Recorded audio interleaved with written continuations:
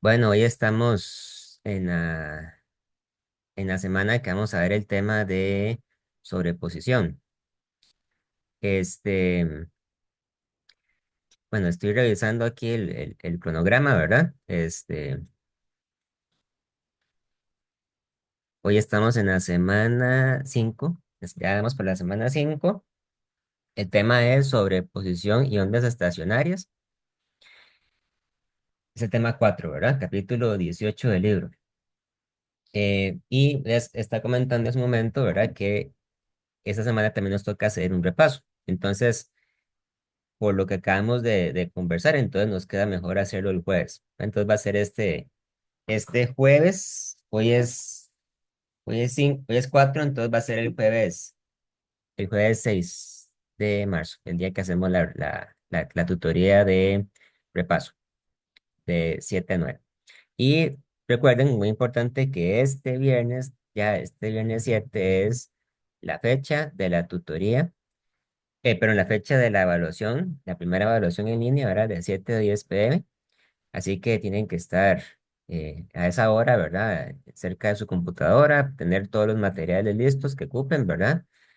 Y bueno, ahí, ¿verdad? Estar atentos a la evaluación. Cualquier duda que ustedes tengan me pueden escribir sin ningún temor, ¿verdad? Bueno, del tema que nos toca hoy, que es el de sobreposición y ondas estacionarias, ¿verdad? Si revisamos los contenidos que entran, em,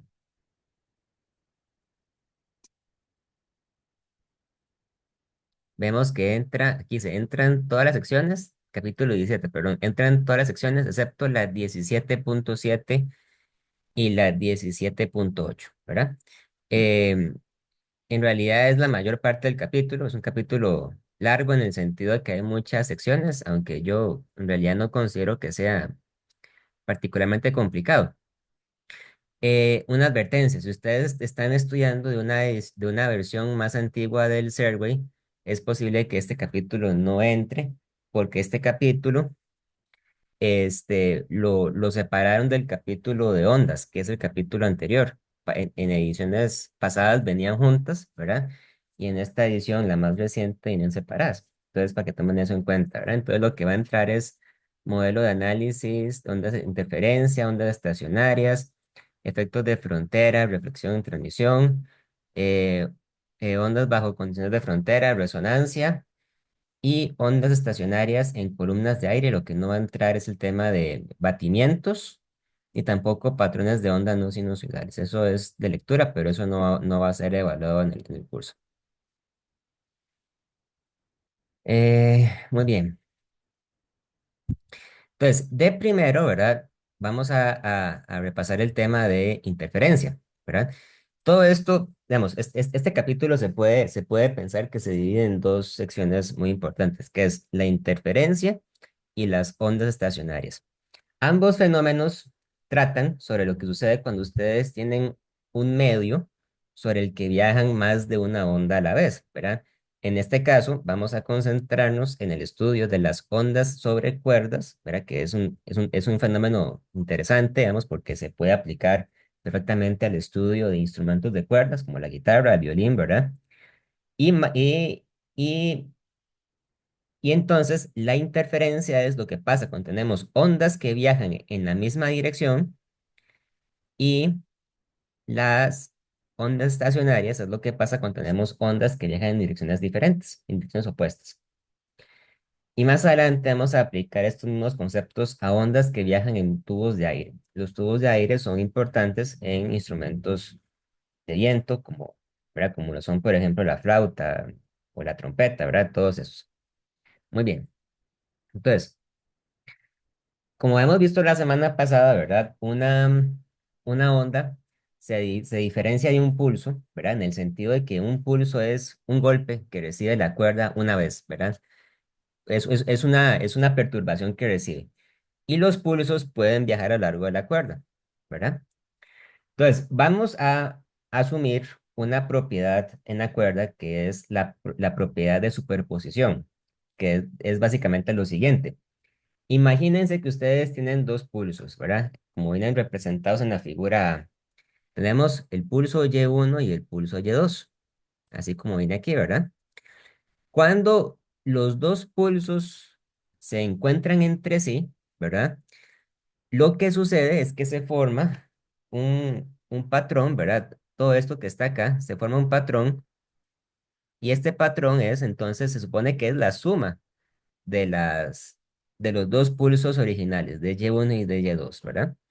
Es decir, la cuerda no gana y tampoco pierde altura.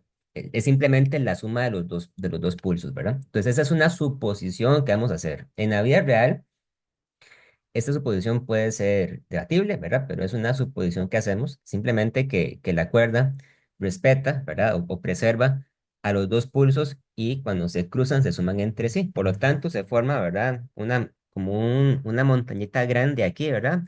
Y luego cuando los dos pulsos se separan, entonces vuelven a separarse, ¿verdad? Y2 y Y1. Si tuviéramos, por ejemplo, un pulso que viaja por debajo, ¿verdad? Entonces se puede considerar como una perturbación negativa. Y en ese caso lo que sucede es que a la hora de sumarlos, ¿verdad? Entonces más bien se restan. Por lo tanto, es una montañita más pequeña, ¿verdad? Pero bueno, esa es la noción, ¿verdad? De superposición, que es que simplemente las montañitas o los patrones que se forman, ¿verdad? Se suman y se restan entre sí. Todo bien, ¿verdad? Ok, entonces vamos a considerar primero la sobreposición de ondas sinusoidales. Recordemos que una onda sinusoidal, ¿verdad? Es como esta función de acá, ¿verdad? Eh, y igual a A por el seno de kx menos omega t, donde A es la amplitud, K es el número de onda y omega es la frecuencia angular. Y consideremos, por ejemplo, un dispositivo como el que aparece aquí en la figura 17.3, ¿verdad? Esto representa una bocina, ¿verdad? Un parlante, o sea, una fuente de sonido S, donde el sonido tiene la posibilidad de viajar solamente en dos direcciones. Se puede ir por arriba o se puede ir por abajo, ¿verdad? Pero en cualquier caso, ¿verdad? Vean que el sonido, al fin y al cabo, siempre termina saliendo por el mismo lugar. Entonces, digamos que llega al oído de una persona. Entonces, esa persona va a escuchar el sonido, ¿verdad? Tal y como viajó por cada uno de los dos caminos. Entonces, tomemos en cuenta una cosa, ¿verdad? El sonido solamente se originó de una sola fuente, ¿verdad? Eso quiere decir que el sonido que proviene de ambos caminos va a tener la misma amplitud, posiblemente, ¿verdad? También va a tener la misma frecuencia angular y el mismo número de onda, porque esas propiedades, ¿verdad? La amplitud, la frecuencia angular y el número de onda son determinadas por la bocina que genera el sonido, ¿ok? Y eso no va a cambiar eh, porque el sonido viaje por un camino o viaje por el otro. Sin embargo, ¿verdad? Lo que sí va a cambiar, evidentemente, es la distancia que viaja el sonido por cada uno de estos dos caminos hasta llegar al oído de la persona. Entonces, cuando pasa eso, ¿verdad? Se abre la posibilidad de que de que las dos ondas, ¿verdad? O los dos sonidos tengan entonces la misma amplitud, la misma K, el mismo omega, pero van a tener una diferente fase, una fase phi, ¿verdad? Entonces, en este caso, lo que esta fase phi representa es la diferencia de fase entre una onda y la otra. Todas las propiedades son iguales, ¿verdad? En el sentido que tienen la misma amplitud, la misma constante K y el mismo omega, pero la constante de fase puede ser diferente para uno o para el otro. Entonces, cuando el receptor recibe, para que la redundancia, recibe las dos ondas, lo que va a percibir entonces es la suma de ambas, Y1 más Y2. Y por lo tanto, hay que sumar estas dos funciones, ¿verdad? Vean que es la suma de de dos funciones sinusoidales. Esa suma no es trivial, pero nosotros podemos utilizar algunas identidades trigonométricas que son útiles, ¿verdad? Para simplificar esto. Entonces, una identidad trigonométrica que va a ser importante en este caso es la identidad que dice que el seno de A más el seno de B es igual a dos veces el coseno de A menos B por el seno de A más B. ¿Ok? Esta identidad no la vamos a demostrar porque no viene al caso, pero vamos a aplicarla en este problema. Vean que estamos sumando entonces dos senos, ¿verdad? El seno de esto, el seno de kx menos omega t, y el seno de kx menos omega t más phi, ¿verdad? Entonces ustedes pueden decir que A es kx menos omega t y B es kx menos omega t más phi. Cuando se hace esta suma, entonces el resultado al que se llega, ¿verdad? O sea, esto que está aquí sería el y1 más el y2. Sería esto que está acá. Ahora, si ustedes lo ven, esta función es una función de onda, porque es una función del tipo de x menos vt, ¿verdad? Donde v sería entonces omega entre k. Pero vemos que cambian las propiedades, o sea, hay propiedades que cambian con respecto a las ondas originales, ¿verdad? Lo que resalta a primera vista es que cambia la constante de fase. Acuérdense que para la onda Y1, ¿verdad? No hay phi. Para la onda Y2 hay un phi. Y ven que para la suma de las dos ondas lo que tenemos es un phi medios, ¿verdad? Entonces podríamos decir que la onda resultante va a tener una constante de fase que es el valor intermedio o el valor promedio entre las dos. Sin embargo, lo que también resulta muy importante observar es que ahora la amplitud de esta nueva onda es todo este término que está aquí. Pero es como que dijéramos que la nueva amplitud, la amplitud A', digamos, sería dos veces la amplitud de las ondas originales por el coseno de phi medios. ¿Verdad? Esto es la amplitud porque esto es el término que está multiplicando al seno de kx menos omega t, etcétera. Ahora, esta fórmula entonces tiene algunas consecuencias interesantes, ¿verdad? ¿Por qué? Bueno, por ejemplo, si dijéramos que phi es igual a cero, digamos, ¿verdad? Entonces me queda que la nueva amplitud es simplemente 2 por A, porque el coseno de cero es uno, ¿verdad? Pero si por el contrario, dijéramos que, por ejemplo, que phi es igual a pi medios, ¿verdad? Estamos, por supuesto, trabajando en radianes. Entonces nos va a quedar que, no, pi medios no, perdón. Dijéramos que es igual a pi, a pi. Entonces nos va a quedar que a' es dos veces a por el coseno de, ahora sí, de pi medios, ¿verdad? Y el coseno de pi medios es cero. Como que dijéramos el coseno de 90 grados, ¿verdad? Es cero. Entonces, cuando la constante de fase es igual a pi, la amplitud de la nueva onda es cero, se cancela, ¿verdad? Y si la amplitud es cero, eso quiere decir que no hay onda. Entonces, es un fenómeno muy interesante porque lo que eso quiere decir es que una de las ondas se cancela o se aniquila con la otra. Y por lo tanto, esa persona que va a percibir el sonido no va a percibir en realidad ningún sonido en absoluto, porque las dos ondas se cancelan entre sí. Y eso es un fenómeno acústico que ha sido muy estudiado, ¿verdad? Es algo que sucede en la vida real, ¿verdad? A estos fenómenos se les conoce entonces respectivamente como la interferencia constructiva, ¿verdad? Cuando la onda resultante tiene una amplitud que es lo más grande que puede llegar a ser, que es el doble de las amplitudes originales. Y por otro lado tenemos la interferencia destructiva, que es cuando una onda se cancela con la otra y produce una nueva onda con una amplitud de cero.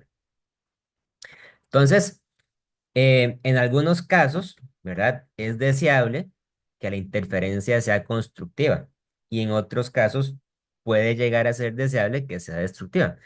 Por ejemplo, cuando estamos considerando el diseño o la construcción de un auditorio o un teatro, ¿verdad? Una sala de cine también, que es un lugar donde uno quiere que el sonido viaje, se propague bien por el espacio, generalmente lo que uno desea es que el sonido tenga interferencia constructiva eh, para que la audiencia, ¿verdad?, pueda escuchar bien.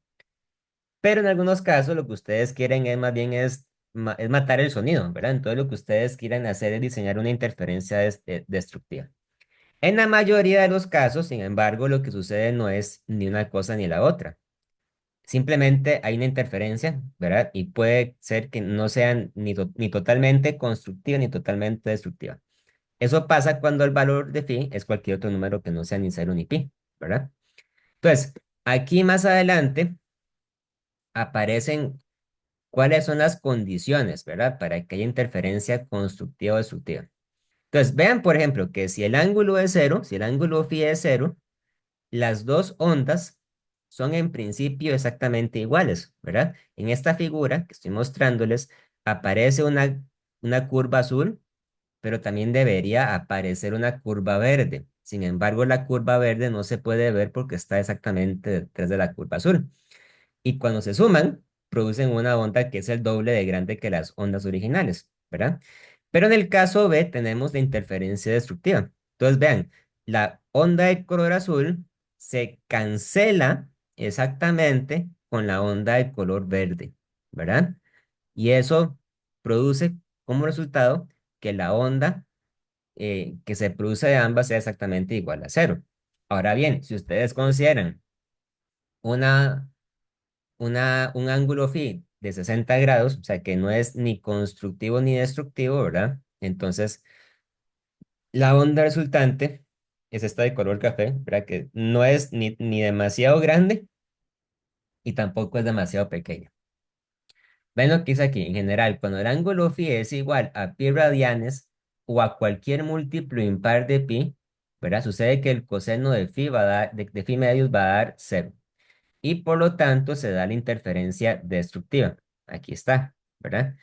Sin embargo, cuando el ángulo phi es igual a cero o es igual a un múltiplo par de pi, o sea, cuando es igual a 2pi, 4pi, ¿verdad? 6pi radianes, va a ocurrir la interferencia constructiva. Ahora, este tipo de problemas de interferencia de ondas suele venir, digamos, representado de una forma distinta, ¿verdad? En algunos casos nos puede interesar describir en qué posición tienen que estar las bocinas para que suceda la interferencia constructiva o destructiva. Vamos a hacer un ejemplo para ilustrar todo esto. Aquí tengo abierta la práctica de esta semana. Vamos a hacer un problema de ejemplo. Vamos a hacer el problema número uno. Dice, dos bocinas idénticas se colocan en una pared separados por una distancia de 2 metros. Una persona se encuentra de pie a 3 metros de la pared, directamente enfrente de una de las bocinas. Un solo oscilador activa las bocinas a una frecuencia de 300 Hz. ¿Cuál es la diferencia de fase entre las dos ondas cuando llegan al observador? ¿Ok? Entonces, este problema, ¿verdad? Me está describiendo una situación física y para poder describirla adecuadamente, es una buena idea hacer un dibujo. Vamos a hacer un dibujo. Pues digamos que esta línea vertical es la pared. Y hay dos bocinas, ¿verdad? Esta bocina es este punto de acá, esta es otra bocina que es este punto de acá. Entre las dos bocinas hay una distancia de 3 metros, aquí, ¿verdad? Y luego hay un observador, o sea, hay una persona que está escuchando que se encuentra justamente delante. Ah, no, perdón, las bocinas se A dos encuentran metros. separadas por 2 metros, sí, sí, toda la razón, 2 metros, ¿verdad? Hay un observador, una persona, digamos, que se encuentra a una distancia de 3 metros con respecto a una de las bocinas, pero no con respecto a la otra. Y las bocinas suenan con una frecuencia de 300 Hz. 300 Hz. ¿Ok? Entonces la pregunta es, ¿cuál es la diferencia de fase entre las dos ondas cuando llegan al observador? Bueno, para poder calcular eso, tenemos que utilizar las distancias que hay entre el observador y cada una de las bocinas. Entonces, a la distancia que tiene el observador con la bocina que tiene al frente, le va a llamar simplemente R1. Verá, muy fácil, sabemos que R1 tiene que ser igual a 3 metros, ¿verdad? Ahora, la distancia que hay entre la segunda bocina y el observador la voy a llamar la distancia R2. Entonces, claramente en este caso, la distancia R2 la podemos calcular fácilmente usando Pitágoras, ¿verdad? Tenemos un triángulo rectángulo. Entonces, R2 tendría que ser la raíz cuadrada de, hagámoslo con tres cifras. Sería la raíz cuadrada de 3 metros a la 2 más 5 metros a la 2, ¿verdad? Cuando lo calculamos,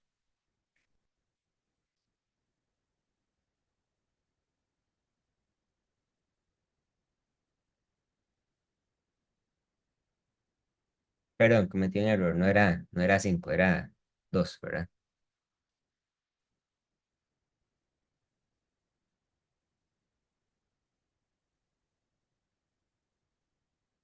Cuando lo calculamos, eso me va a dar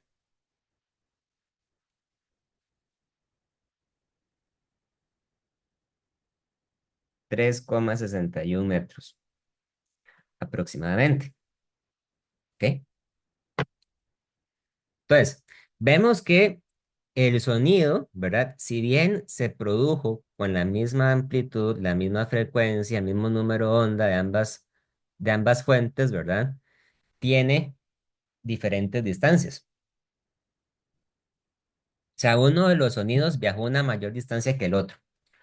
Y entonces eso puede inducir a que ocurra una cancelación o más bien una adición entre las ondas. Vamos a ver entonces qué es lo que sucede en este caso. Como ustedes pueden ver, ¿verdad? La diferencia de fase que hay entre una onda y la otra se puede calcular con esta fórmula que aparece acá. La fase de la onda R1, ¿verdad? Sería, pongamos la fase de F1 sería K por R1 menos omega t, ¿verdad? Que es el tiempo que duró la onda en producirse. Y la fase de la onda 2 sería el K, pero ahora con la distancia 2 menos omega t. Y entonces la diferencia de fase que hay entre una y la otra, ¿verdad? Sería el valor absoluto de la diferencia de la fase uno menos la fase 2. ¿Por qué el valor absoluto? Porque evidentemente alguna de ellas va a ser más grande que la otra. En realidad no importa cuál es la que va de primero, cuál es la que va después. Como me interesa calcular la diferencia de fases, yo puedo simplemente denotarlo, ¿verdad? Con un absoluto. Entonces al final esto llegaría a ser entonces K por el absoluto de, diremos, bueno, pongámosle absoluto de R2 menos R1, ¿verdad? Y K es igual a 2pi sobre la longitud de onda.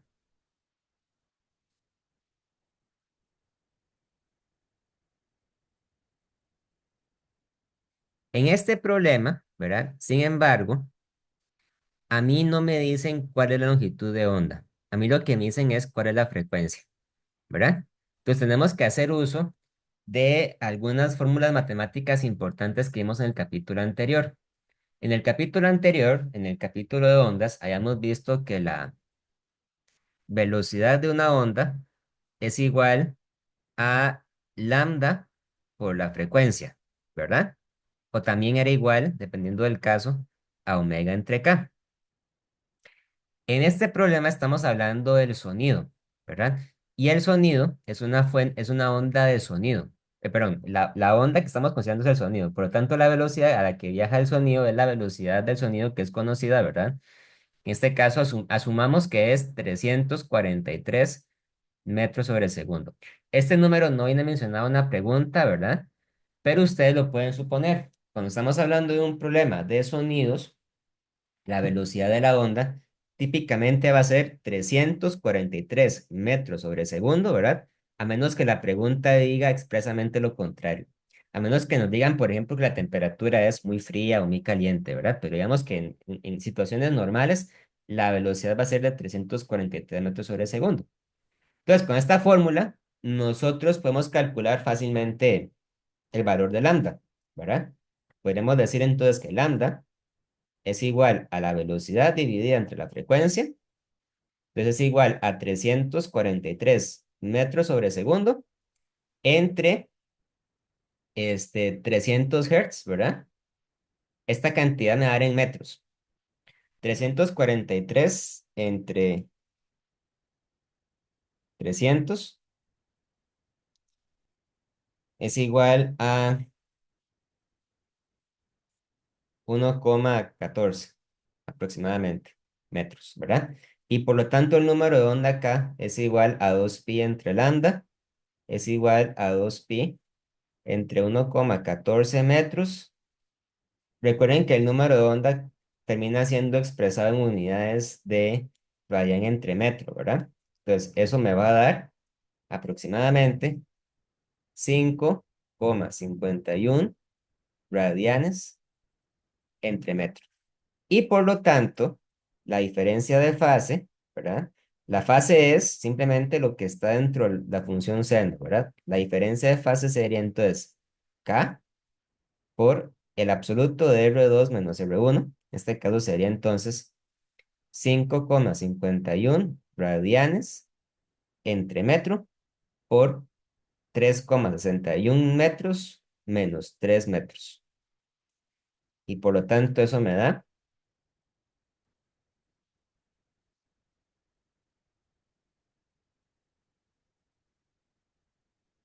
3,36 radianes. 3,36 radianes, ¿verdad? Si lo quisiéramos representar en términos de pi, digamos, si yo divido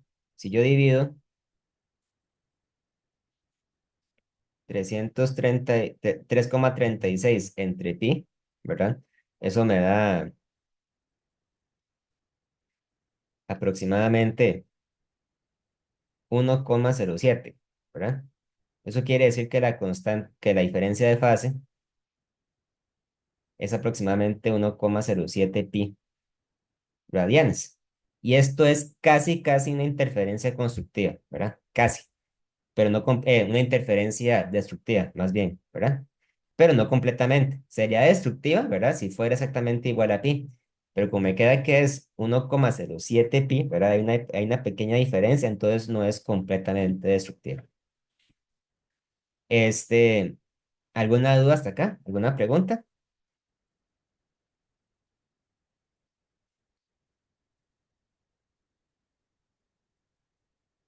De mi parte no, profe.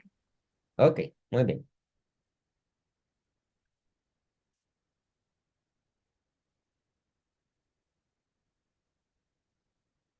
Bueno, ahora sí.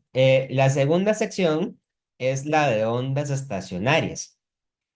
Entonces, al principio vimos que una interferencia es lo que pasa cuando tenemos dos ondas que viajan en la misma dirección. Las ondas estacionarias son, por el contrario, lo que sucede cuando tenemos dos ondas que viajan en direcciones opuestas, ¿verdad? Por ejemplo, una viaja hacia abajo y otra viaja hacia arriba.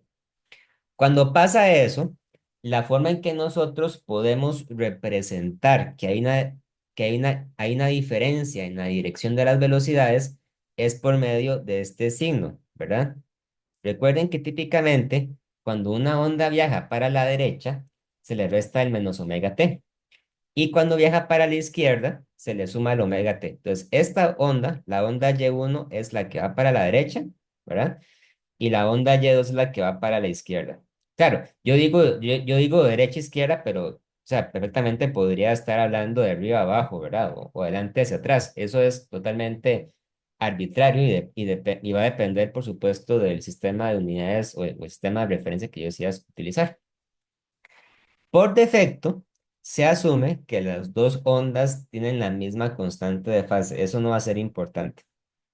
Por lo tanto, a la hora de sumar estas dos ondas, se utiliza una identidad trigonométrica que dice que el seno de A más B o el seno de A menos B, ¿verdad? Lo que sea, es igual al seno de A por el coseno de B, más o menos coseno de A seno de B, ¿verdad? Esta identidad es importante porque vean que estamos aquí hablando de funciones seno que tienen sumas y restas adentro. Entonces ustedes podrían tomar perfectamente que A es kx, digamos, ¿verdad? Y B es el omega t. Y bueno, cuando ustedes hacen la suma, ¿verdad? Al final les va a quedar entonces que la función que queda es y igual a 2a seno de kx por el coseno omega t. Esta función se conoce como la onda estacionaria, pero vean que ese nombre, digamos, es un poco o se presta para confusión. ¿Por qué? Porque esta onda no es una función de onda, curiosamente, ¿verdad? Para que una función se considere una función de onda, recuerden que debe suceder que la función tiene que ser de la forma de x menos vt, ¿verdad? Y esta función de acá no cumple con esa propiedad. Porque vean que la X está completamente separada de la T, no se restan, ¿verdad? Sino que están cada una dentro de una función seno o coseno y se multiplican, entonces no hay una resta, ¿verdad? Esta onda no es una onda viajera, pero por el contrario es una onda estacionaria. Y las ondas estacionarias tienen propiedades diferentes a las ondas viajeras. Cuando nosotros Cuando nosotros queremos representar gráficamente una onda estacionaria, ¿verdad? Podemos utilizar como referencia esta figura de acá, la figura 17.7. Una onda estacionaria, ¿verdad? Es, por ejemplo, lo que pasa cuando ustedes ponen a oscilar la cuerda de una guitarra. Yo no sé tocar guitarra, entonces, ¿verdad? Yo no tengo, digamos, ninguna formación musical para opinar al respecto, pero el funcionamiento básico de una guitarra es que la cuerda debe tener los dos extremos fijos, ¿verdad? Es decir, la punta del lado izquierdo y la punta del lado derecho tienen que estar atornilladas a una posición fija, ¿verdad? Aunque el resto de la cuerda puede oscilar. Entonces, el hecho de que los extremos no puedan moverse, eso es lo que va a delimitar la forma o las formas en las que se puede mover la cuerda. La cuerda tiene, o la onda estacionaria, perdón, tiene dos tipos de puntos que son muy importantes. Por un lado tenemos los nodos y por otro lado tenemos los antinodos. Los nodos son los puntos de la cuerda que nunca se mueven. ¿Verdad? Entonces, según esa definición, tanto el extremo izquierdo como el extremo derecho de la cuerda son nodos, porque como están fijos no se mueven, pero pueden aparecer nodos en alguna posición intermedia. Por ejemplo, en este caso, en esta cuerda, vemos que aparece un nodo que se encuentra exactamente en la mitad de la cuerda. Y por otro lado tenemos otra cantidad, perdón, otros puntos que son los antinodos. Los antinodos son los puntos que por el contrario se mueven más o tienen la mayor amplitud. Entonces, ¿cómo es que nosotros identificamos los nodos y los antinodos? Bueno, muy fácil. Vean que en la fórmula de la función de la onda estacionaria, ellos encierran en un paréntesis, ¿verdad? Este término de acá, 2a por el seno de kx. Entonces, los nodos son esos puntos para los cuales 2a por el seno de kx es igual a cero, ¿verdad? Eso puede pasar, por ejemplo, cuando x es cero, ¿verdad? Porque el seno de cero es cero, ¿verdad? También puede pasar cuando x es igual a pi sobre k o es igual a 2pi sobre k, ¿verdad? Etcétera. Y por el contrario, los antinodos que son los puntos donde la onda estacionaria tiene su mayor amplitud, ¿verdad? Suceden más bien cuando 2a por el seno de kx es igual a más menos uno. Entonces, un ejemplo de esto sucede cuando x es igual, por ejemplo, a pi medios entre k, o también puede ser 3 pi medios entre k, o 5 pi medios entre k, ¿verdad? Etcétera. Entonces, tenemos, ¿verdad? Dependiendo de lo que estemos buscando, podemos encontrar dónde están los nodos y los antinodos, ¿verdad? Y la forma de encontrarlos perdón, esto sería más o menos 2A, ¿verdad? Sería viendo entonces en qué lugares es que la función seno tiene sus ceros, ¿verdad? Y en qué lugares la función seno tiene sus valores máximos de más menos uno.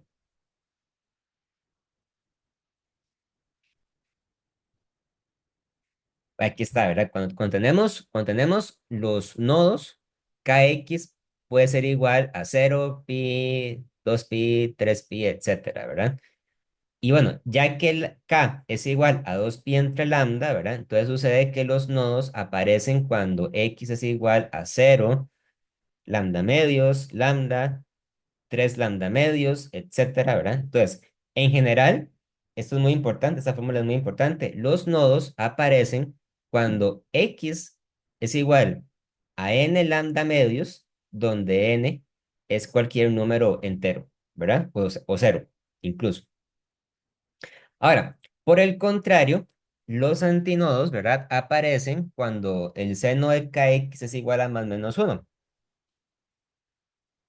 Y eso ocurre cuando kx es igual a pi medios, 3 pi medios, 5 pi medios, ¿verdad? Pero como k es igual a 2 pi entre lambda, entonces eso pasa cuando x es igual a lambda cuartos, 3 lambda cuartos, 5 lambda cuartos, o en general, cuando x es de la forma de n lambda sobre 4, donde n es igual a 1, 3, 5. Vean que eso es muy interesante. La fórmula para los nodos depende de n, número entero, que puede ser cualquier número entero. Pero la fórmula para los antinodos tiene una n que solo puede ser impar, ¿verdad? O sea, si aquí ponemos, por ejemplo, n igual 2, me va a quedar n lambda, me va a quedar 2n lambda entre 4, que sería lambda medios, que sería un antinodo, ese sería un nodo, ¿verdad? Entonces, esta n no puede ser un número impar, no puede ser un número par, pero siempre tiene que ser un número impar, porque si no, entonces estaríamos cayendo en una fórmula para un nodo, que no es lo que estaremos buscando. Este, vamos a... Ok, muy bien.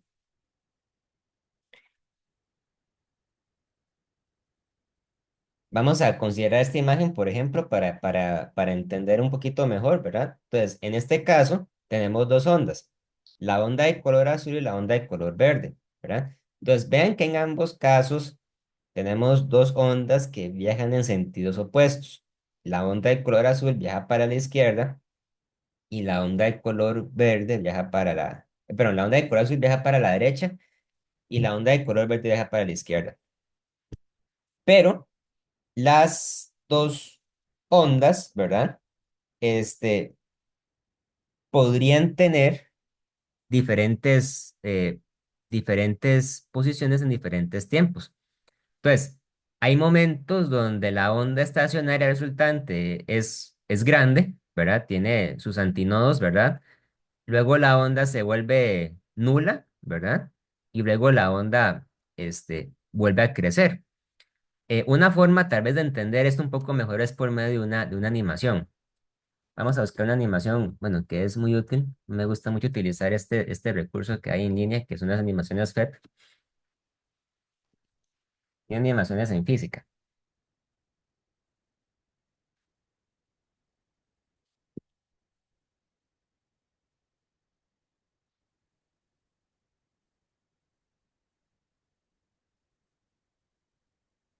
Este es el que yo quería mostrarles. Ok, vean, la semana pasada habíamos visto esta animación de una onda que viaja sobre una cuerda, ¿verdad? Este, ahora, ¿qué pasaría si nos aseguramos de que, voy,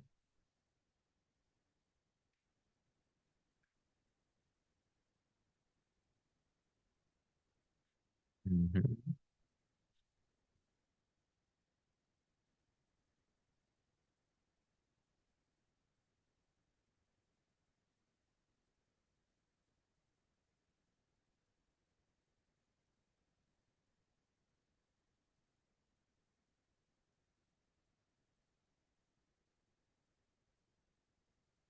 Este no es, ya voy, perdón.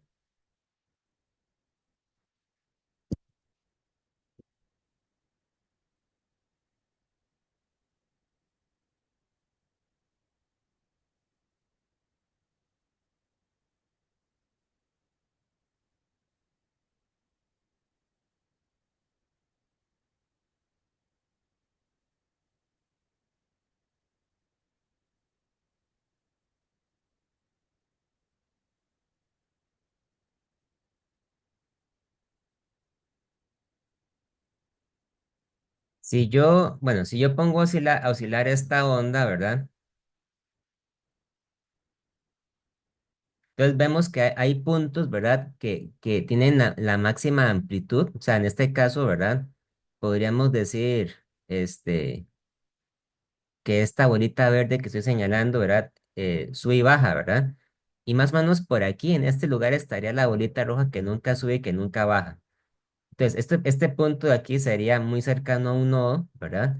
Esta bolita verde del extremo derecho sería también un nodo, pero en cambio, esta bolita roja que está aquí, que es la que más oscila, sería justamente entonces un antinodo, porque es la que más sube y la que más baja, ¿verdad? Es una forma de representar esto mediante una animación.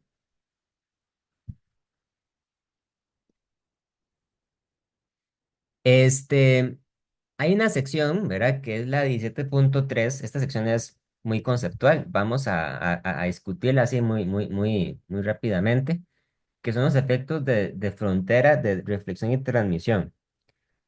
Las ondas estacionarias, ¿verdad? En muchos sentidos, tienen propiedades que son parecidas a las de una onda viajera. Entre ellas está el hecho de que pueden reflejarse y pueden también transmitirse. Entonces, vamos a considerar dos casos,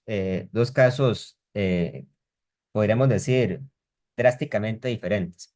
En primer lugar, ¿qué pasa cuando ustedes tienen una onda que viaja por una cuerda y uno de los extremos de la cuerda se encuentra fijo, es decir, no se mueve, ¿verdad? Puede ser, por ejemplo, lo que pasa cuando la cuerda está fija a la pared.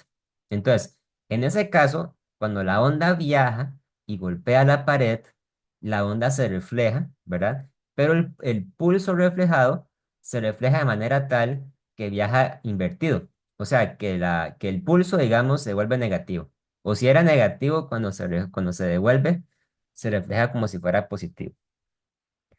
Por otro lado, tenemos las ondas que llegan y golpean un extremo, pero en este caso la cuerda no está fija en esta posición.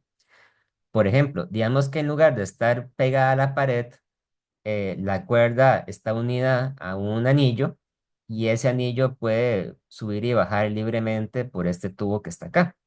¿Verdad? En ese caso, cuando la onda viaja y golpea el anillo, luego se refleja, pero se refleja en la misma dirección en la que venía. Así, por ejemplo, si el pulso venía para arriba, a la hora de reflejarse, también se va a reflejar para arriba. Entonces, la mayoría de los casos, ¿verdad? Lo que sucede no es ni una cosa ni la otra, sino una combinación de ambas situaciones. Podríamos pensar, por ejemplo, en lo que sucede cuando una onda viaja por una cuerda y de repente la cuerda está unida, digamos, a otra cuerda más pesada o más densa, ¿verdad? Como esta que está aquí. Esta cuerda que es más gruesita, ¿verdad? Lo que esto representa es simplemente que la cuerda del lado derecho es más gruesa que la cuerda del lado izquierdo. Entonces, cuando pasa eso, ¿verdad? Sucede que hay tanto una transmisión como una reflexión. La cuerda, el pulso que se refleja en la cuerda ligera se refleja, ¿verdad? Viajando hacia abajo, que es parcialmente lo que sucedía cuando el pulso golpeaba una cuerda que estaba fija, ¿verdad? Podríamos pensar que en este caso, el hecho de que la cuerda sea más pesada del lado derecho es como una aproximación a que la cuerda esté fija, aunque realmente no es el caso, porque también una parte del pulso se va a transmitir a la cuerda más pesada. Pero por el contrario, cuando tenemos más bien la cuerda más pesada o más densa en el extremo izquierdo y la onda viaja a la cuerda más ligera, Cuando la onda salta a la cuerda más ligera, entonces se va a transmitir hacia la cuerda más ligera y va a aparecer una onda reflejada. La onda reflejada va a tener la misma dirección que la onda que viajaba incidentemente, ¿verdad? Va a apuntar para arriba. Obviamente va a ser más pequeña porque una parte de la onda se transmite, ¿verdad? Pero bueno, esto es nada más algo así, totalmente conceptual para que ustedes se vean, ¿verdad? ¿Qué es lo que podríamos esperar que ocurra cuando una onda, cuando un pulso, ¿verdad? Viaja y se propaga de una cuerda a otra cuerda, ¿verdad? Ya sea el caso de que sea de la menos densa a la más densa, o de la más densa a la menos densa, ¿verdad? Cualquiera de estos dos casos. Bueno, entonces, volviendo al ejemplo, ¿verdad? De un instrumento de cuerda como una guitarra, vamos a estudiar ahora el caso de las ondas bajo condiciones de frontera. Cuando nos dicen que una onda se encuentra bajo condiciones de frontera, ¿verdad? Lo que eso quiere decir, en palabras, ¿verdad? Es que los extremos de la cuerda van a tener una condición, ¿verdad? Usualmente esa condición es que van a estar fijos o que van a estar sueltos, ¿verdad? Y usualmente lo que sucede en una cuerda de un instrumento musical como una guitarra, ¿verdad? Es que los dos extremos estén fijos, ¿verdad? Como este de aquí. Entonces, esta cuerdita que está acá puede oscilar perfectamente, pero el extremo izquierdo en x igual 0 y el extremo derecho en x igual L van a tener que estar fijos en la pared. Entonces, cuando pasa eso, ¿verdad? La cuerda puede oscilar de muchas maneras distintas, pero, pero tiene que cumplir siempre que el extremo izquierdo y el extremo derecho sean entonces extremos fijos, es decir, tienen que ser nodos, ¿verdad? Entonces, podría ocurrir lo que sucede, por ejemplo, en este caso número uno, ¿verdad? En el caso número uno, tenemos que el extremo izquierdo y el extremo derecho son nodos y el centro de la cuerda es un antinodo que puede oscilar de arriba para abajo, ¿verdad? Cuando ocurre esto, se le conoce como el primer armónico o la frecuencia fundamental de la cuerda. Ahora, también podría ocurrir lo siguiente. Podríamos tener un nodo en cada extremo y un nodo en el centro, ¿verdad? Y dos antinodos entre cada par de nodos. Entonces, en este caso, a esta configuración se le conoce como el segundo armónico. O podríamos tener incluso el tercer armónico, que es cuando tenemos los dos nodos de los extremos y aparte de eso tenemos también dos nodos internos, ¿verdad? Aquí. Entonces, un nodo, un antinodo, un nodo, un antinodo, un nodo, un antinodo y un nodo. En el tercer armónico tenemos entonces cuatro nodos, ¿verdad? Y así continúa, ¿verdad? Podríamos imaginarnos, por ejemplo, el cuarto armónico, que tendría entonces cinco nodos y cuatro antinodos, ¿verdad? O el quinto armónico que tendría entonces seis nodos, ¿verdad? O también, por ejemplo, el sexto armónico que tendría siete nodos, ¿verdad? Y así sucesivamente. Entonces, el hecho de que los dos extremos estén fijos, ¿verdad? Eso me impone ciertas condiciones a la forma en que la cuerda puede oscilar, ¿verdad? No puede oscilar de cualquier manera, solamente puede oscilar de ciertas formas en que se respete, entonces, la configuración de que los nodos están fijos en los extremos, o que los extremos son nodos fijos, ¿verdad? Entonces, cuando tenemos la frecuencia fundamental, ¿verdad? Sucede que el, el largo de la cuerda, ¿verdad? Forma solamente la mitad de una longitud de onda, puesto que para que esto se considerase una longitud de onda completa tendría que venir por aquí, ¿verdad? La parte que sube, o sea, dibujarlo así, la parte que sube y la parte que baja, ¿verdad? Entonces, la cuerda solamente puede almacenar una longitud de onda y por eso es que la cuerda es entonces media longitud de onda o lambda entre dos, ¿verdad? Ahora, en el segundo armónico, la longitud de onda coincide con el largo de la cuerda. Por eso es que decimos que L es igual a lambda, ¿verdad? Y en el tercer armónico pasa algo muy curioso. Vemos que tenemos entonces aquí una longitud de onda, aquí, y después tenemos la mitad de una longitud de onda. Esto, ¿verdad? Por lo tanto, aquí la L es igual a 3 medios de lambda, ¿verdad? Porque es una lambda más media lambda. Entonces, cuando vamos considerando todas las posibilidades o todos los casos, vemos que se va formando un patrón, ¿verdad? O sea, un patrón de cuáles son las formas posibles en que se puede, en que puede haber una longitud de onda en la cuerda. A esta longitud de onda es que se le llama la lambda uno, a esta se le llama la lambda 2, a esta se le llama lambda 3 y así sucesivamente, ¿verdad? Entonces, en general, la cuerda solamente va a poder oscilar en longitudes de onda que sean de la forma de lambda igual a 2L entre n, ¿verdad? Donde n es un número entero. N puede ser igual a uno, igual a 2, igual a 3, ¿verdad? Cuando, cuando n tiene un valor n, ¿verdad? Decimos que es el enésimo armónico, ¿verdad? Entonces tenemos el primer armónico que es cuando n es igual a uno. Tenemos el segundo armónico cuando n es igual a 2. O también tenemos, por ejemplo, el tercer armónico que es cuando n es igual a 3, ¿verdad? Etcétera. Este, y por lo tanto, ¿verdad? Como tenemos también longitudes de ondas definidas, tenemos también frecuencias definidas. Las frecuencias van a ser iguales a la velocidad entre lambda y por lo tanto las frecuencias van a tener que ser igual a n por v entre 2L, donde n es igual a uno, 2, 3, etcétera, ¿verdad? O bien, ¿verdad? Recordando la fórmula que vimos la semana pasada, ¿verdad? Que la velocidad de la onda es igual a la raíz cuadrada de t sobre mu, entonces la frecuencia se puede calcular como n sobre 2L por la raíz cuadrada de t sobre mu. Y entonces la frecuencia fundamental de la cuerda sería, cuando n es igual a uno, sería entonces uno entre 2L por raíz cuadrada de t sobre mu. Todo esto, ¿verdad? A primera vista se ve muy, muy abstracto, pero podemos ver algunos ejemplos. Vamos a irnos a la práctica. Vamos a hacer otro problema. Vamos a hacer el problema este me gusta. Este problema se parece mucho a un problema aquí en el libro. Vamos a leerlo. Dice, considera la siguiente figura, ¿verdad? En ella, una cuerda de masa m igual a 8 gramos, eso va a haber que pasarlo a kilogramos, por supuesto, ¿verdad? Y longitud L igual a 5 metros, tiene un extremo unido a una pared y el otro extremo pasa por una pequeña polea fija y masa despreciable a una distancia de 4 metros de la pared.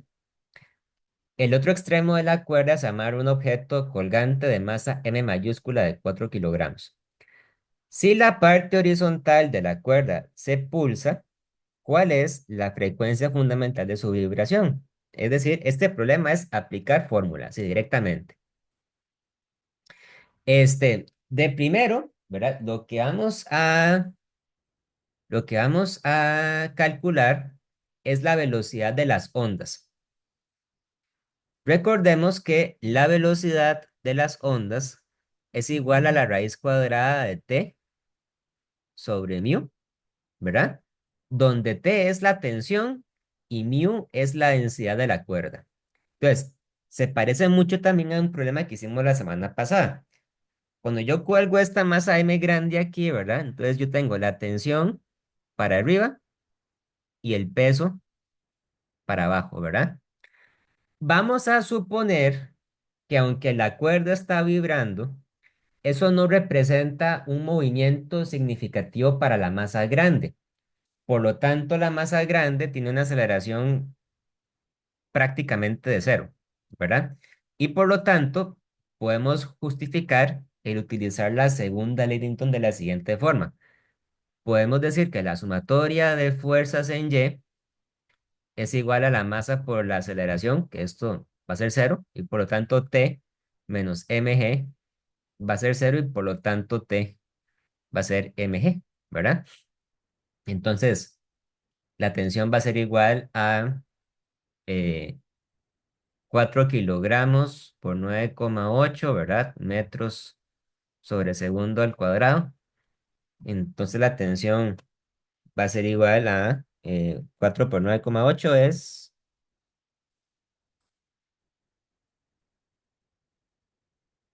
39,2 newtons, ¿verdad?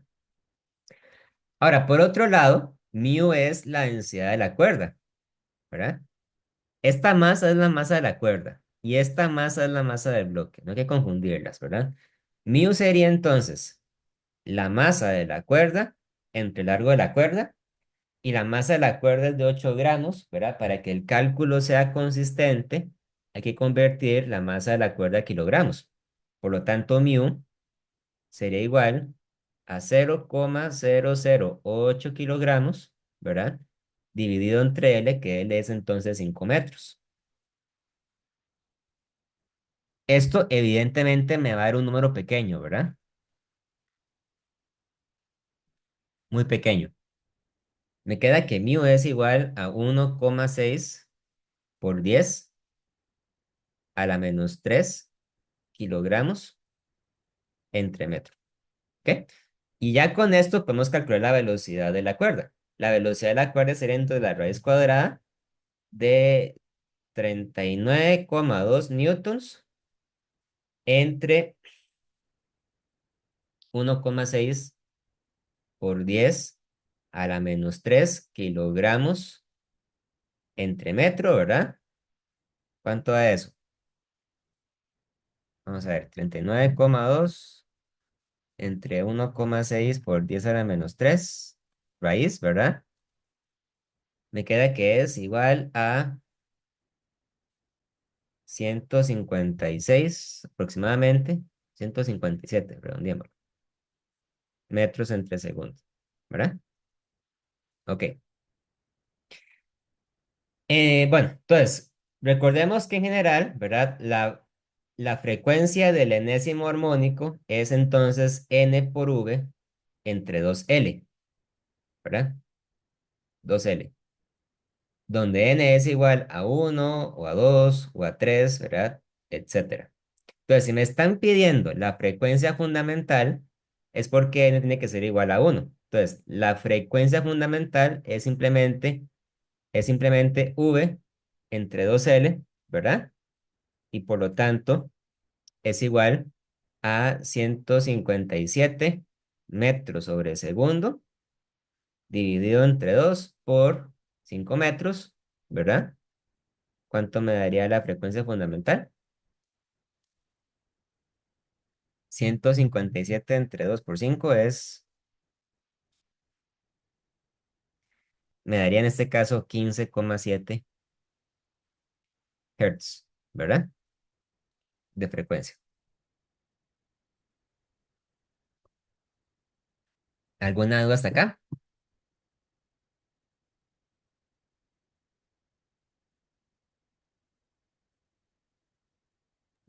No, de mi parte, profe. Muy bien. Vamos a probar aquí, muy bien.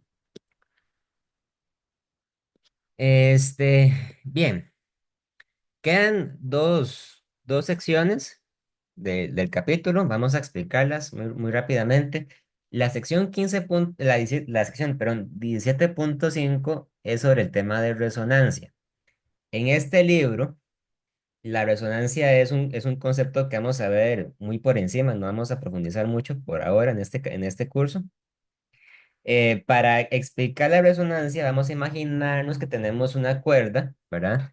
Que está, en un extremo está fija a una pared, ¿verdad?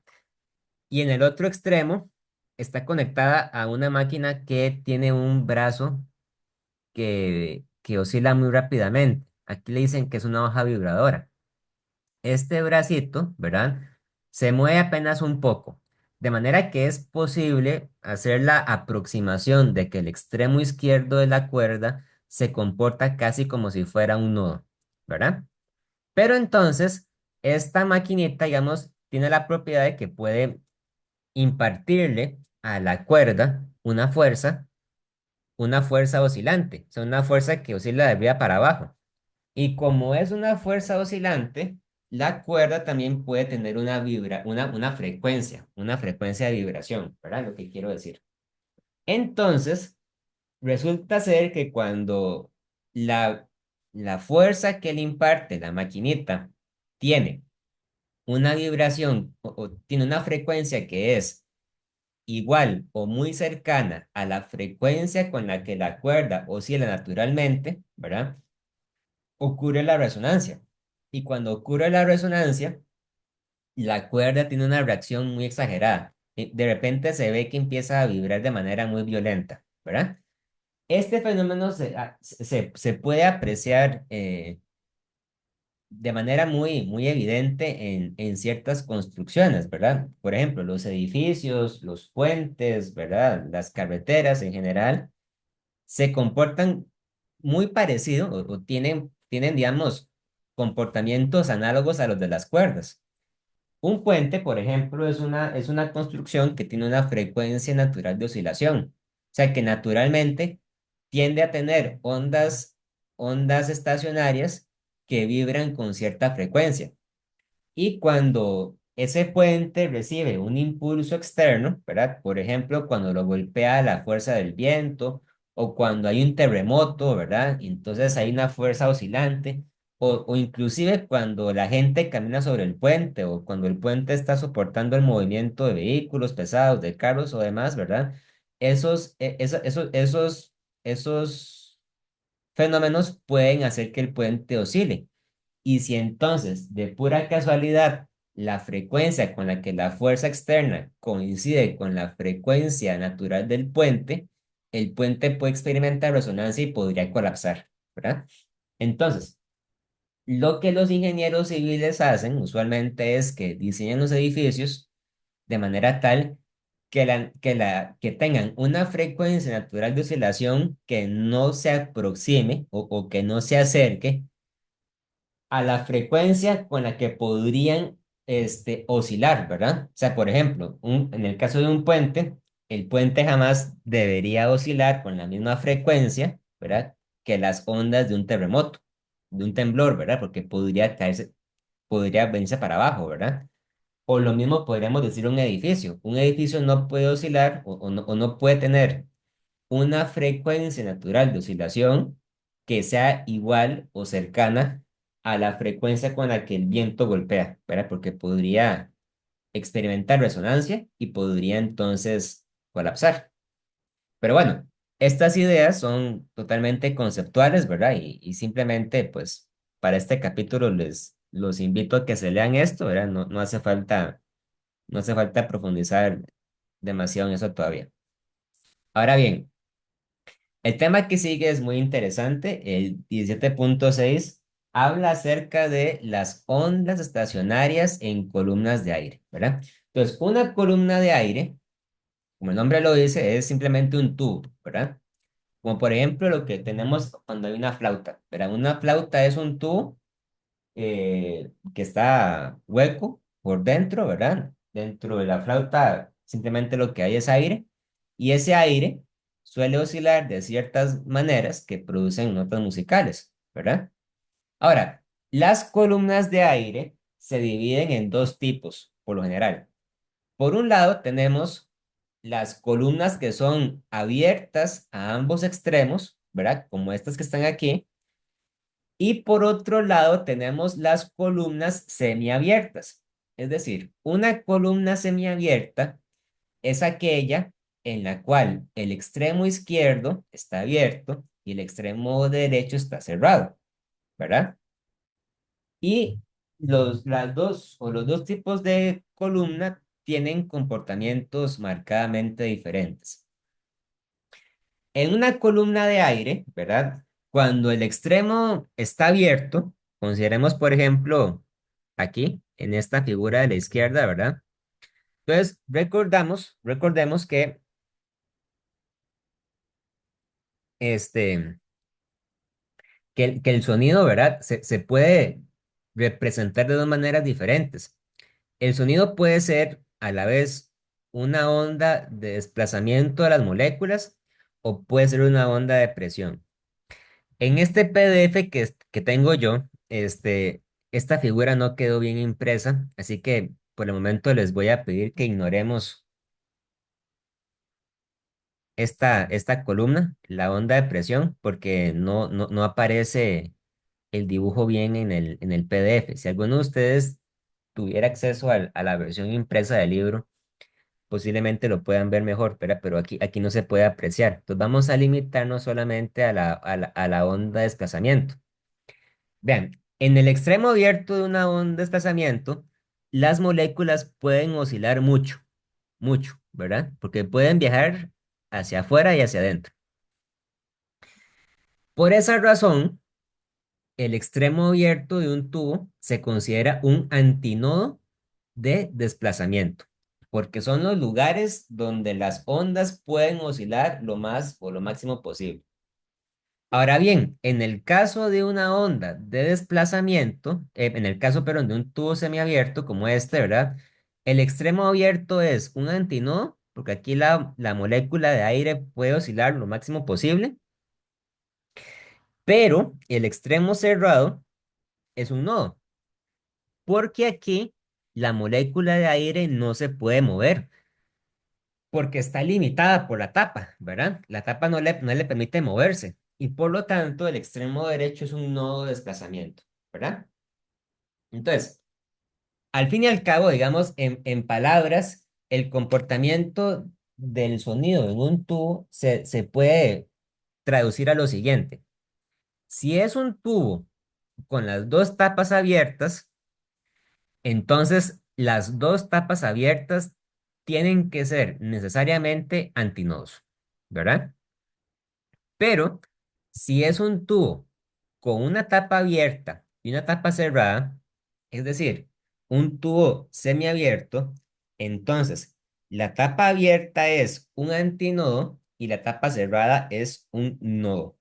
¿Ok? Y esas condiciones nos imponen, ¿verdad? ¿Cuáles son las formas en las que es posible para el aire oscilar? Vamos a considerar de primero lo que pasa cuando tenemos una onda, un tubo abierto por ambos lados. Si tengo, por ejemplo, un tubo abierto por ambos lados, yo podría tener un nodo en el centro, ¿verdad? Como en este caso, y en este caso se le conoce como el primer armónico, ¿verdad? O la onda fundamental. En este caso vemos que la longitud de onda es igual a 2 por L, pero también podría tener dos nodos, como aquí, ¿verdad? En este caso, la longitud de onda sería igual al largo del tubo y por lo tanto lambda es igual a L. O inclusive podría tener el tercer armónico donde la longitud de onda es igual a 2 tercios de L, ¿verdad? Y por lo tanto lambda es igual a 2 tercios de L. Aunque si consideramos ahora el caso del tubo semiabierto, vemos que las posibilidades son distintas. Si yo tengo solamente un antinodo y un nodo, la longitud de onda es igual a 4L. Si tengo ahora un antinodo en el extremo abierto y un nodo en el extremo cerrado, ¿verdad? Y adentro tengo un nodo y un antinodo, en este caso la longitud de onda es igual a 4 tercios de L, ¿verdad? Y si tengo, en este caso, ¿verdad? Tres antinodos y tres nodos, entonces la longitud de onda es igual a 4 quintos de L. Ahora, yo quisiera que ustedes vieran, digamos, cuál es la progresión o cuál es la secuencia que se sugiere para el caso del tubo semiabierto.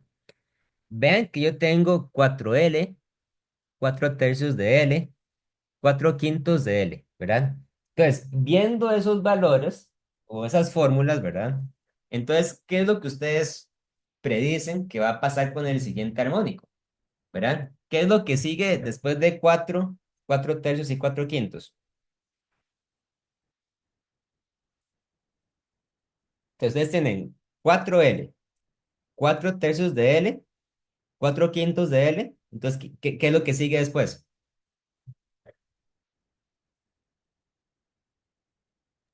¿Será tu número impar, profe?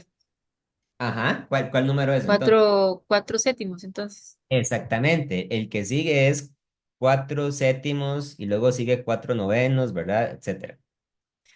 Así es, ¿verdad? Pero entonces pasa lo siguiente, como usted misma lo dice, ¿verdad? Se divide entre números impares. No se divide, por ejemplo, entre 2 o entre 4 o entre 6, ¿verdad? Eso no sucede. Entonces, por esa razón, el comportamiento del tubo semiabierto es un poco curioso, porque solamente tiene armónicos impares, ¿ok? Mucho cuidado con este detalle. Existe el primer armónico, existe el tercer armónico, el quinto armónico, pero no existe el segundo armónico ni el cuarto armónico, ¿verdad? Para tubos semiabiertos, la fórmula es distinta, ¿ok? Pero para tubos que están abiertos por ambos lados, sí existen todos los armónicos, sean pares o impares, ¿verdad? Es decir, hay que tener cuidado porque son dos sistemas diferentes. Si tenemos las dos tapas abiertas o solamente una tapa está abierta.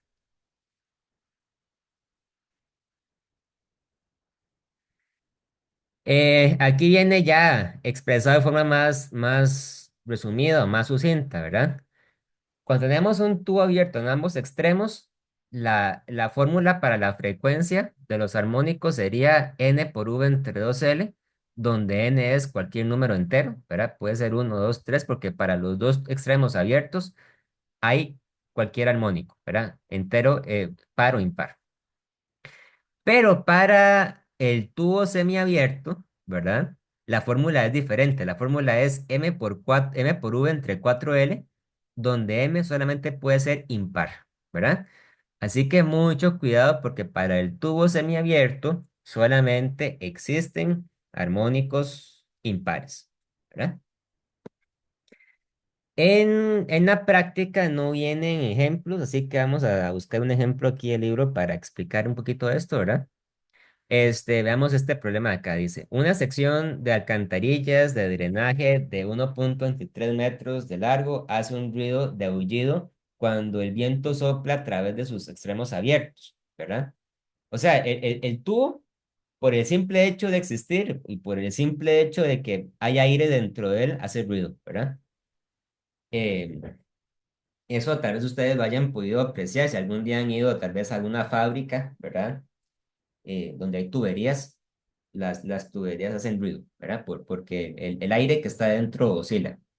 Entonces, si ustedes le dicen, verá, que el viento sopla a través de sus dos extremos abiertos, pues entonces evidentemente hay que tratar a la tubería como si fuera un tubo de ambos extremos abiertos, ¿verdad? Entonces dice, determine la frecuencia de los primeros tres armónicos de la alcantarilla. Si tiene forma cilíndrica y está abierto en ambos extremos, considere V, es decir, la velocidad del sonido como 343 metros entre segundo como la rapidez del sonido del aire, ¿verdad? Bueno, esto es simplemente aplicar la fórmula para el tubo abierto en ambos extremos, ¿verdad? La fórmula es n por v entre 2L. Entonces, el primer armónico, ¿verdad? Si lo ponemos aquí a la derecha, la fórmula sería n por v sobre 2L, ¿verdad? Entonces, el primer armónico es cuando n es igual a 1, me queda que es 139 Hz, ¿verdad? El segundo armónico es cuando n es igual a 2, es 279 Hz. Y el tercer armónico es cuando n es igual a 3, me da entonces 418 Hz. Bueno, simplemente sería hacer eso, ¿verdad? Es muy sencillo. Veamos otro ejemplo. Dice, medición de la frecuencia de un diapasón. Vamos a leer la pregunta. Dice, en la figura se ilustra un aparato simple para demostrar la resonancia en columnas de aire. Un tubo vertical abierto en ambos extremos se sumerge parcialmente en agua y un diapasón oscilante con una frecuencia desconocida se coloca cerca de la parte superior del tubo. La longitud L de la columna de aire se ajusta al mover el tubo verticalmente. Las ondas sonoras generadas por el diapasón se refuerzan cuando L corresponde a una de las frecuencias de resonancia del tubo. Para cierto tubo, el valor más pequeño de L para el que se presenta un pico en intensidad sonora es de 9 centímetros. ¿Cuál es la frecuencia del diapasón, verdad? Bueno, tal vez aquí haga falta una pequeña aclaración. Un diapasón es un aparato que tiene forma de tenedor, ¿verdad? Es como esto. Se utiliza mucho en música para afinar instrumentos musicales. Un diapasón es un utensilio, digamos, que está diseñado, está construido para oscilar siempre exactamente a la misma frecuencia. Entonces, cuando tenemos un instrumento que está, podríamos decir, que está desafinado, ¿verdad? Por ejemplo, una guitarra desafinada o lo que sea, ustedes pueden comparar el sonido de la guitarra con el del diapasón y de esa forma entonces pueden asegurarse de que la guitarra llegue a estar bien afinado, ¿verdad? O sea, el diapasón es simplemente como la referencia. O sea, ustedes dicen, este diapasón oscila a 100 Hz y siempre van a ser 100 Hz, ¿verdad? Pero en este caso, ¿verdad? Justamente el misterio es que no sabemos cuál es la frecuencia del diapasón. Este, tenemos un tubo sumergido en agua, ¿verdad? Entonces, ahí la pregunta es la siguiente. ¿Cuál es el propósito de sumergir el tubo en el agua? ¿Qué es lo que se consigue con eso? Bueno, podríamos considerar, ¿verdad? Que el extremo del tubo que está en contacto con el agua se comporta como un extremo cerrado. O sea, es decir, es como si el agua fuera la tapa del tubo, ¿verdad?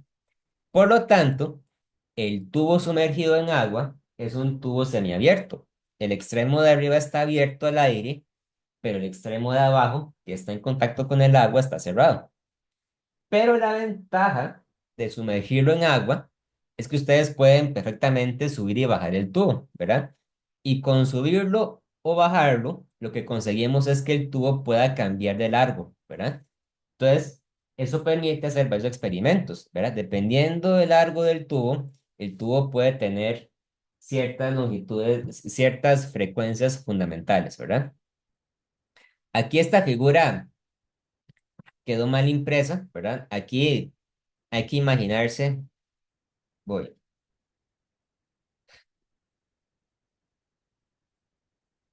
que aquí está la superficie del lago, ¿verdad?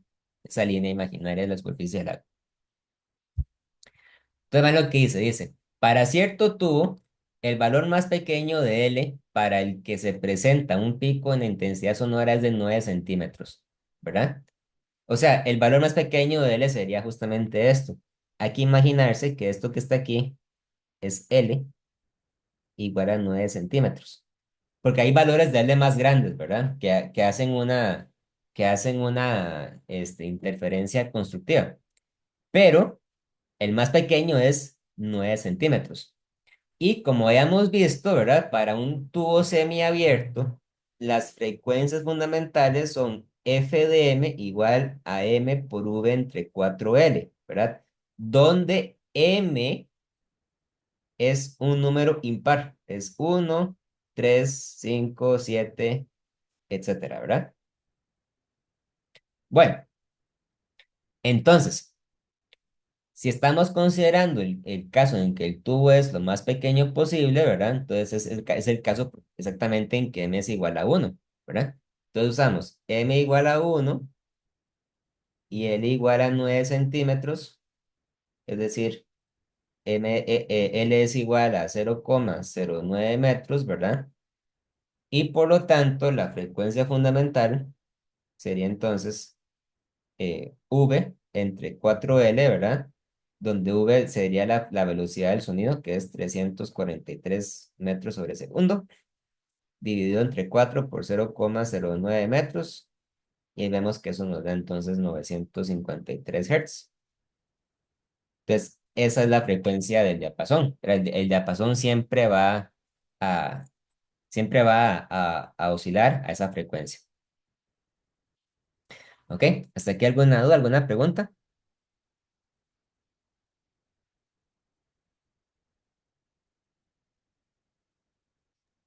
No, profe, de mi parte. Muy bien.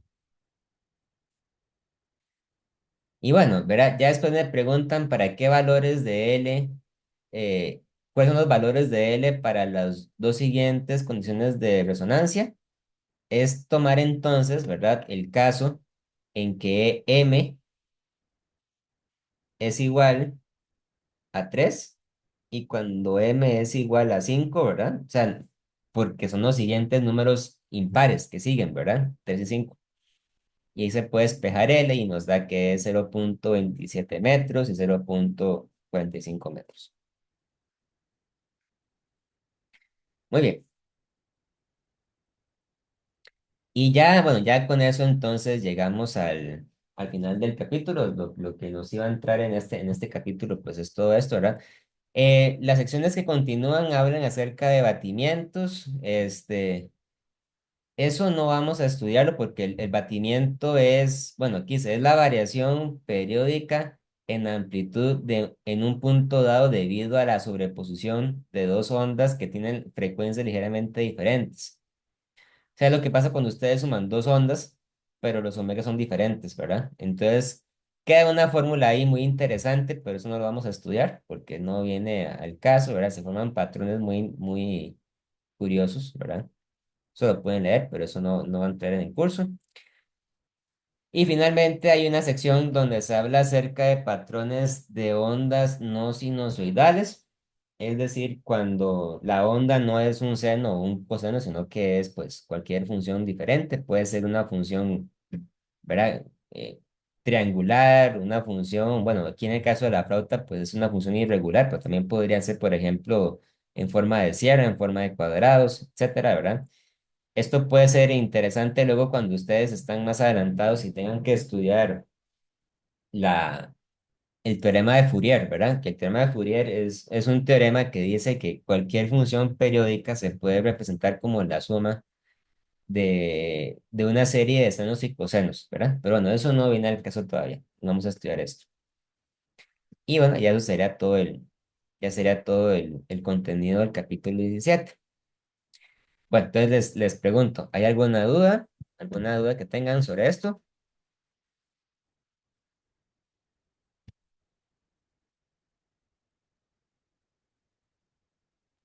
No, profe, hasta el momento no. Hasta que ya uno empiece a practicar es donde quizás ya salgan las dudillas. Ok, muy bien. Bueno, entonces, tal vez, digamos, entonces les quisiera hacer otra pregunta. ¿Tienen alguna duda en general de cualquier otra cosa que hayan estudiado, algo que quieran ver en este rato? No sé,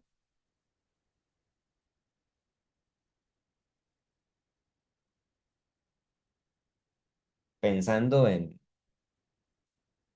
en evaluación, ¿verdad? Digo yo. Uy, profe, yo por el momento todavía no. Bueno, bueno, entonces, si quieren, dejémoslo hasta acá.